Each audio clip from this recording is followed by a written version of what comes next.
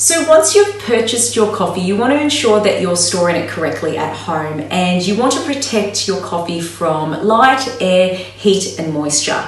Now, the way that I store my coffee at home isn't anything glamorous. So all I do is I just squeeze out the air from the bag, fold that over, get a hair tie, and then place that around the bag, store it in an airtight container, and then pop that in the cupboard.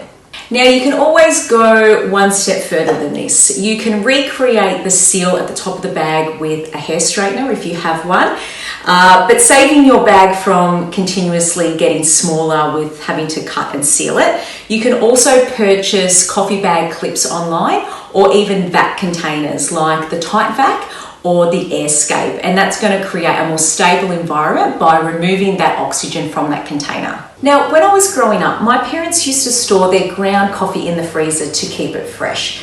Now, this is half correct.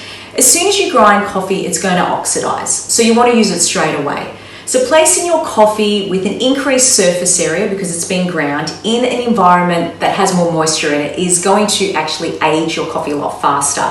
Having said that, placing your coffee in the freezer isn't totally taboo. There's actually a lot of baristas nowadays that are using the freezer for their coffee. But the only difference is they're using whole beans, and they're pre-dosing their coffee and heat sealing it in a little vac sealed pouch. And this is going to protect it from the elements. So this might be something that you choose to do for a micro lot that's a little bit more on the expensive side, and then you have your own coffee cellar in the freezer to draw from.